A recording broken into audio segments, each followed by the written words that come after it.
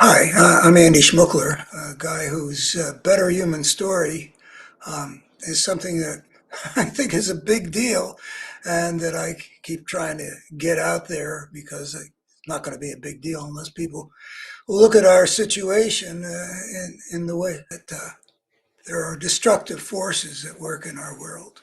And our destiny as a species, whether we get our act together to survive for the long haul on this planet or destroy ourselves, depends on how good an understanding we get of just what the forces are that we're up against. And that book out there, The Parable of the Tribes, The Problem of Power and Social Evolution, describes the inevitability of a destructive force of that kind emerging. But lately, I've been, choosing as a way to get into the big picture, emphasizing the failure of liberal America to protect the country from the rising force of fascism that's been visible, well, to me, for example, since the early '90s, and to connect that with the lack of an understanding. So that's one route that I've taken. Uh, into because we've just gone through a catastrophe that I think exposes the failure of the immune system to deal with the disease. And the disease was on the left in this liberal world with its secular worldview and Democratic Party as its. We're failing to function as a good immune system. So that's one strategy into it. But there's another thing which has occurred to me, which is kind of fun for me, because I hadn't ever really looked at it quite that way. What I say about the inevitable results of a creature extricating itself from the niche in which it evolved biologically by inventing its own way of life, which is to say, stepping out of that niche and onto the path of civilization. That I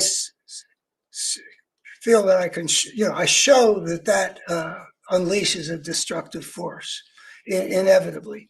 But I hadn't looked at the whole big picture of things to see all the what looked to me like inevitabilities. I think that one I proved to my satisfaction that it is something very much of that destructive sort is inevitable. For any creature on any planet that steps onto the path of civilization. This would have been repeated in various places. But these other steps, I'm not sure exactly how inevitable they are. But let me just very quickly go through some of these inevitabilities, and then I'll expand on them in future videos. And I also have an earlier series called Inevitabilities. I'm still thinking this stuff through. So, okay, so let's start with how many planets are there in the whole universe? The number is just, let's just say, astronomical. I mean, it's I think, billions of trillions or something like that. It's just a huge number. I mean, there are so many stars. It turns out a lot of them have planets. There are billions of stars just in the Milky Way, and the Milky Way is one of billions of galaxies. I mean, the mind just gets blown.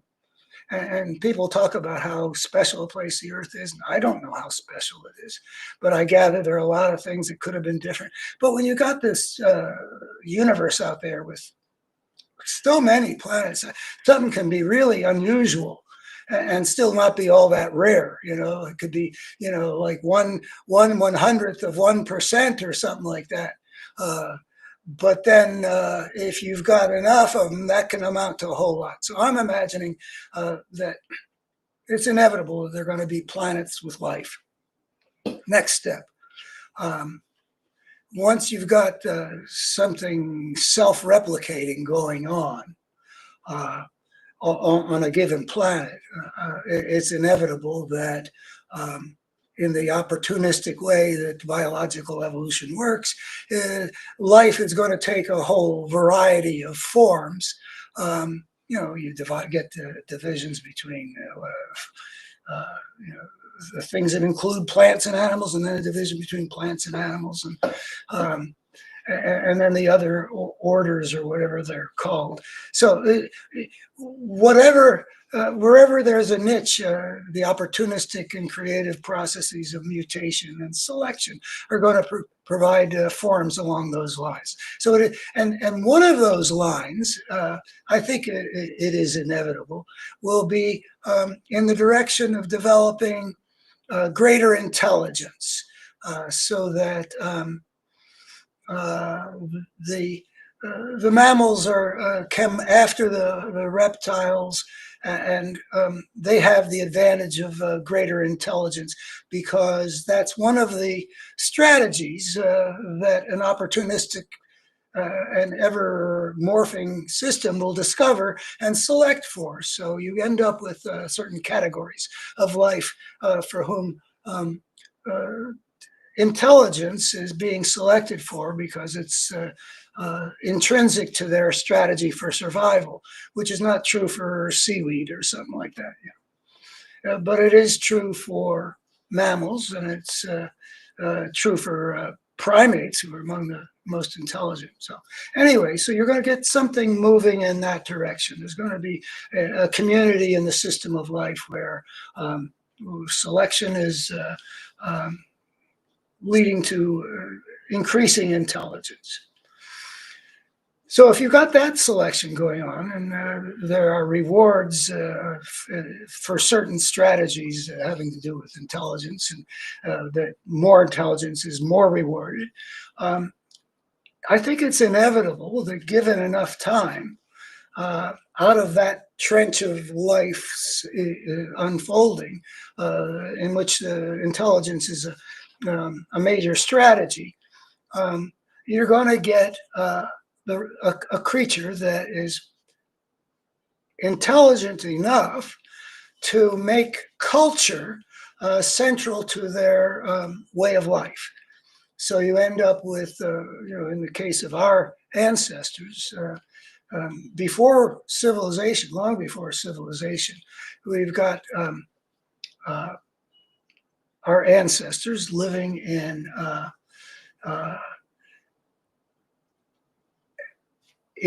essentially primate bands. I mean, we separated from the chimpanzees 6 or 7 million years ago, and we remained as they did, sort of primate bands, up until that step onto the path of civilization. We're still basically living like primate bands, but the intelligence has become so great that these creatures become the first meaningfully cultural animals. I mean, they've found that there are cultures of sorts out there, among other primates, and then songbirds have their dialects. And so culture doesn't just come out of zero with us, but it takes off to a different level. We got technologies of tool making. It was a big deal, apparently, in terms of allowing the brain to continue to grow, that we were smart enough to domesticate fire, cook our food, and get more calories, or something like that, that they say. So we were, we can imagine that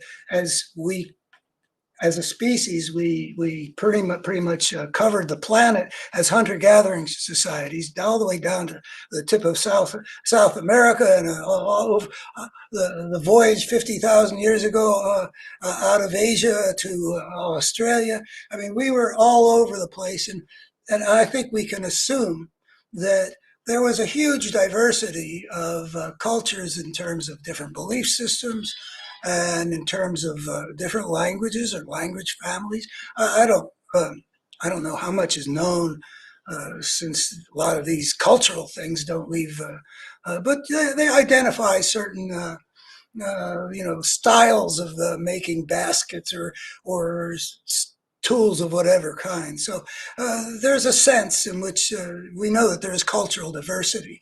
And I think it's inevitable that a creature, as intelligence gets higher and higher over time, there will be a creature that is able to use that intelligence to make its life more flexible and capable of doing things that weren't possible. Chimpanzees don't make fire. Um, and there are implications for that. So culture is an inevitability. And then I think that there's probably an inevitability that once you've got culture going, there will come a time when, out of necessity or whatever, people will start inventing a new way of life, like gardening or herding things, gardening what used to be gathered, herding what used to be hunted. And over time, utilizing culture to transform their lives from being basically continuous with the niche, the hunting, the primate band way of life, gradually into something different that hasn't gone through the process of natural selection, extricating yourself from the place in which you've been part of the natural order, and then creating this new kind of thing, which is just wasn't produced by the biological evolutionary process, but was produced by the creative intelligence of this creature that's evolving inevitably, I think, in the direction of greater intelligence and more culture, and then covering the planet in our case, and maybe needing to find ways of making the same amount of land produce more food, which is a good motive for domestication, leading eventually to agriculture. Now, my idea back there is that when you leave the niche in which you evolve biologically, you're leaving an order which is significant in making sure that the actions of all and interactions of all the components are compatible with the thing getting into the future. Anything that's destructive of that synergy won't get it into the future because of the destructiveness. No creature can win against its environment for long, said Gregory Bateson back in the 60s or something like that. So it's inevitable that there would be life, inevitably, barring some planet-destroying catastrophe, on whatever planet life emerges, given enough time, it's going to produce ever expanding possibilities of how life can perpetuate itself in an ecosystem and a biosphere. So that Gaia is sort of has some kind of reality because there is this orderness to it, because that's what biological evolution insists on. And then inevitably, a portion of them are going to be more intelligent, because that's one legitimate way of succeeding in this wholly opportunistic, unplanned thing. And then the ever greater intelligence leads to more culture, and then it becomes possible as culture, which is the ability of people to create things and then transmit them through time, that it can become accumulative and become, in a sense, more and more elaborate, more and more powerful. But then also, if we covered the planet fairly well as hunter-gatherers, we would either then face the limit, and any other creature I'm thinking of on their planet, face the limit of, well, we've gone as far as we can go, and like other creatures, we're going to be kept in a certain limit about, the lions and the zebras and the grass are all, working together, and they maintain a kind of a balance. But here we've got these civilized societies, or these civilizing societies, that are not shaped by that process that insists on a certain cooperative synergy. And in fact, combined with the indeterminacy of culture, it means there's going to be a whole lot of different possibilities, and they will be interacting with each other outside of any order that makes sure that their interactions are consistent with the well-being of a system as a whole. And you've got a war of all against all, and that leads to a selective process. And that's what that's about. That's the big inevitability. The inevitability is that the breakthrough onto civilization creates a war of all against all, inevitably selects for certain cultural possibilities and rejects others according to a criterion of what can prevail in a war of all against all, what can survive. Everything else gets eliminated. So the systemic dynamic, not the nature of the creature, dictates a lot of ugliness, which is what we need to understand in terms of understanding that we are really capable of being a whole lot better. But inevitably, we stumbled into this anarchy, which mandates that as the centuries and millennia go by, there will be a selective process for the ways of power. And the ways of power are not completely antagonistic to the needs of human beings. The ways of power are to keep its soldiers fed, for example. Being fed is better than starving to death. The cow gets fed also to get milked. But it's not the needs of the cow that determine whether they're kept in warm barns to be milked and fed. So it is inevitable that civilization of any creature is going to unleash this destructive force, the war of all against all, that is traumatic for the creature, and then the selection for the ways of power, which require the creature to internalize the demands of a society that was shaped by criteria that in some ways have been hostile to its nature and its needs and its feelings, which is also kind of broken.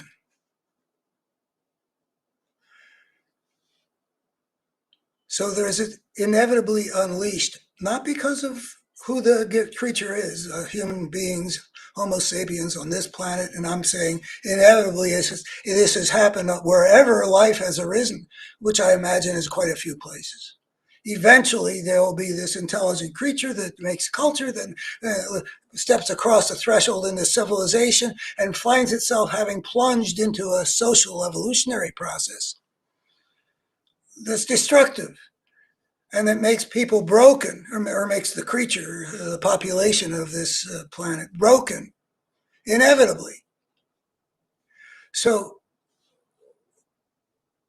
what we have is essentially, there are going to be a lot of planets where inevitably somebody's going to get to this point where we are right now. I mean, maybe some species would do a better job, I don't know. But I'm going to imagine that wherever life has emerged, eventually there will emerge a civilization-creating creature, if there was enough time. In our case, life emerged more than 3.5 billion years before a civilization-creating creature grew out of the whole system. So how often, do other planets have that kind of time? Would other planets take that much time? I have no idea about either of those. But if there is enough time, it does seem to me pretty close to inevitable. You're eventually going to get to the point where a civilization-creating creature has gotten swept up into the problem of power, which grows out of the problem of anarchy, which is inherent to what civilization's emergence subjects the creature to, the anarchy. There's no order from nature because you've extricated yourself from that order. There's no order from the human world because there's no way of creating a set of rules that are going to be obeyed.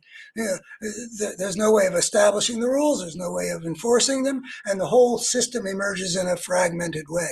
It was fragmented in each individual place where, like the Nile Valley and the Tigris Euphrates, it was fragmented and generated a struggle for power that generated this selection process.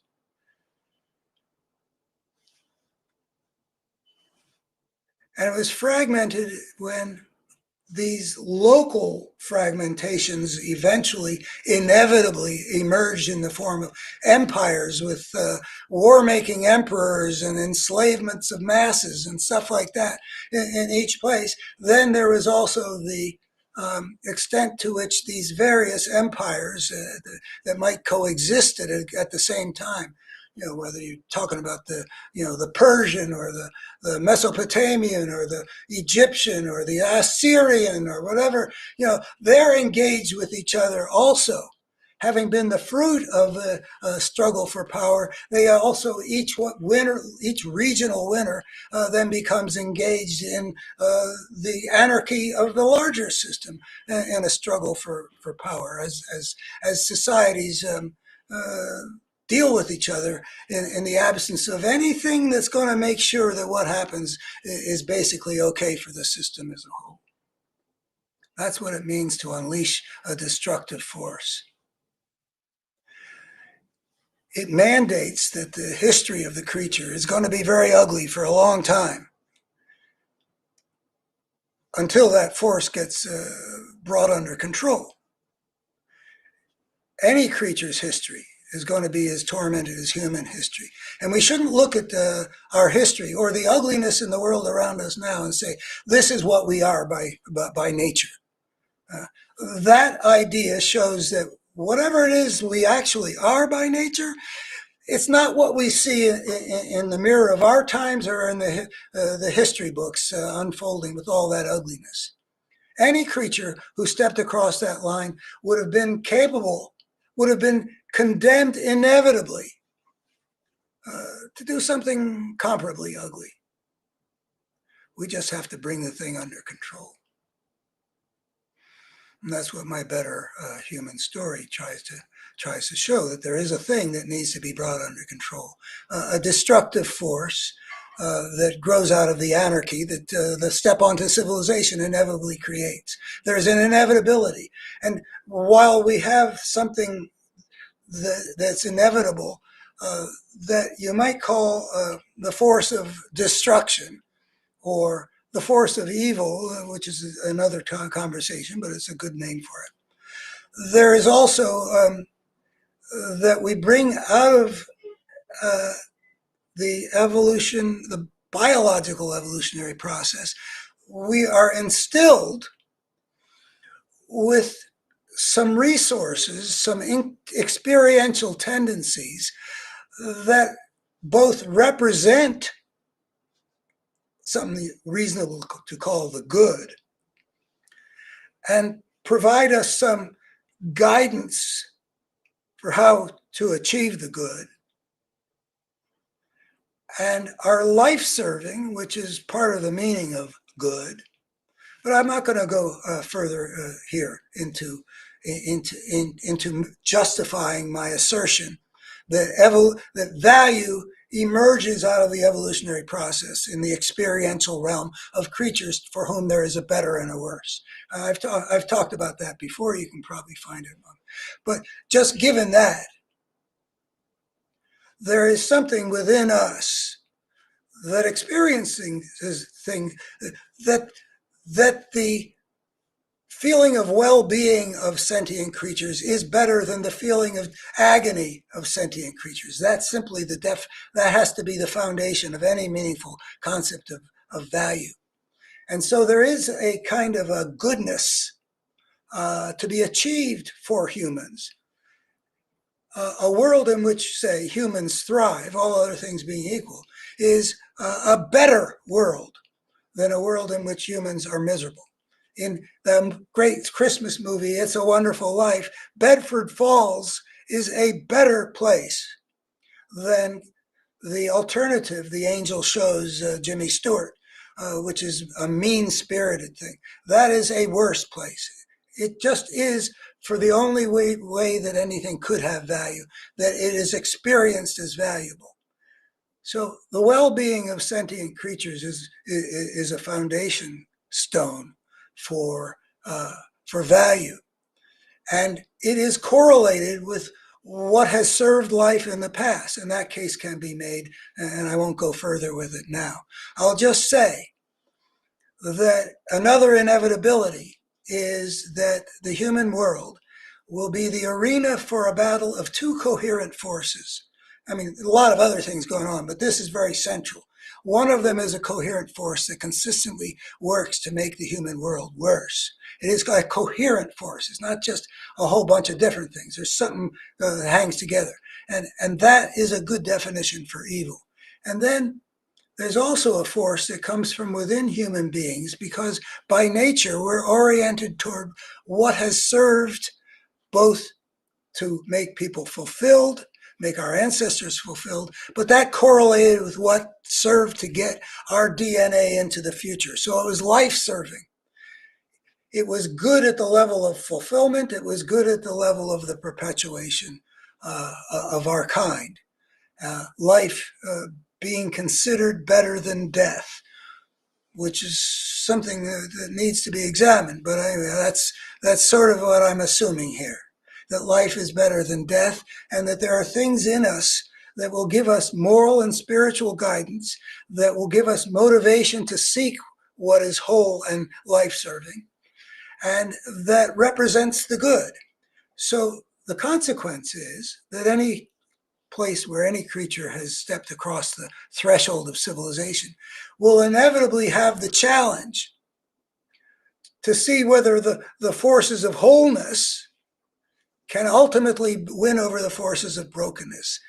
Good triumph over evil, because it is inevitable also. I show in one of my, on my website is something about the fate of humankind. It is also inevitable that any creature that steps onto the threshold of civilization, given enough time, will accumulate, make its culture will become increasingly powerful in a whole variety of ways as a general tendency over time, inevitably.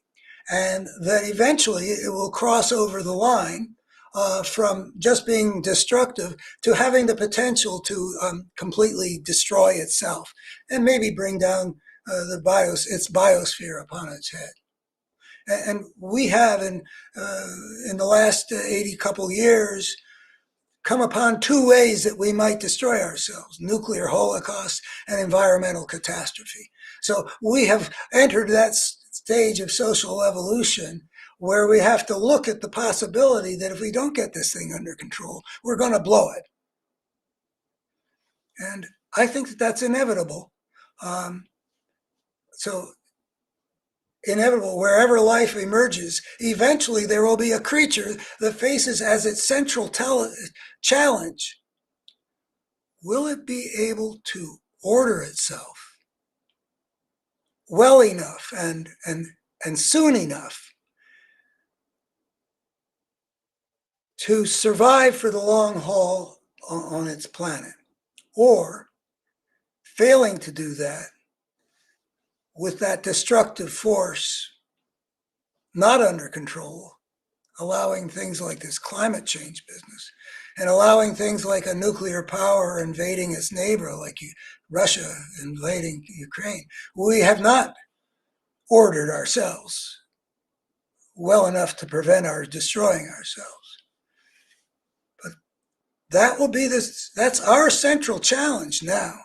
We should recognize, by looking at the whole thing in an evolutionary perspective, that we face this as a central challenge, to order our civilization well enough so that we're not in danger of bringing the whole thing down. But I think it is inevitable that any creature on any planet that steps across that line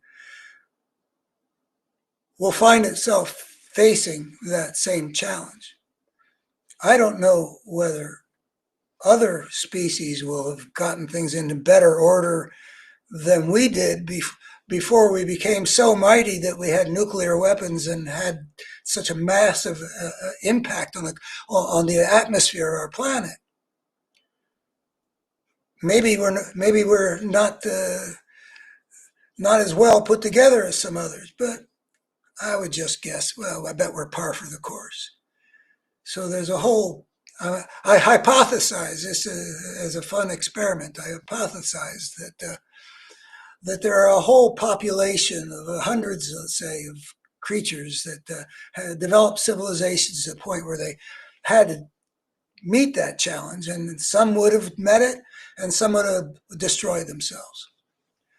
And I have a fantasy about what a social scientific study of those two groups of civilizations, of species, with civilization creating species, the ones that did a good job and survived, and the ones that blew it because the growth of the power of their civilization exceeded their ability to control the problem of power in social evolution.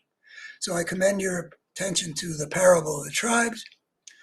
That particular experiment with the social scientific study you'll find on my website, betterhumanstory.org, in a piece titled The Fate of Human Civilization.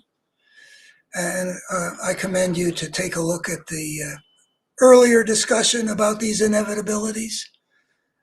I'm kind of surprised to reach the conclusion that so much was as inevitable as it looks to me right now that it is.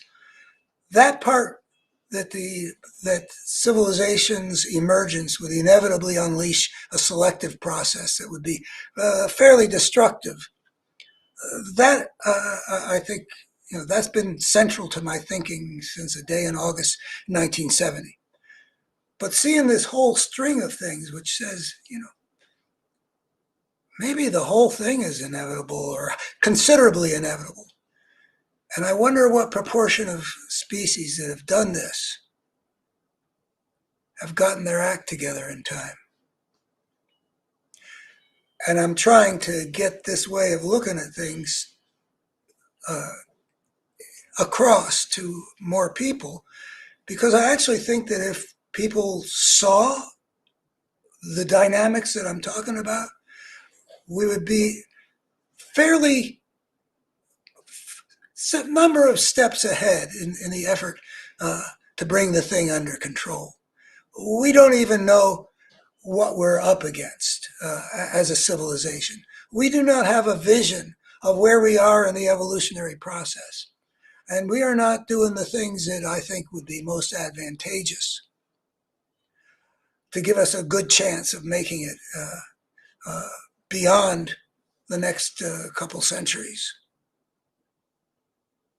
We should be asking ourselves, where do we want to get to from here so that we can survive for the long haul? What would the world look like when that was as assured as it could be? And then, what are the steps we could take now that are wise to take now and that are well crafted to help us get to the destination we need to get to in time? Those are the two questions we should be asking. And I ask you, how much time do you hear us spending time talking about where we got to get to so that we don't destroy ourselves, envisioning the world that could work? We don't understand the forces that we're up against. So we don't have a very clear idea of what we need to do to order our civilization well enough that those destructive forces aren't able to mandate our destiny is going to be self-destruction. Okay, well, thank you. If you will subscribe and like and stuff like that, that's much appreciated. And I'll be back to share other things that seem alive and relevant at this time.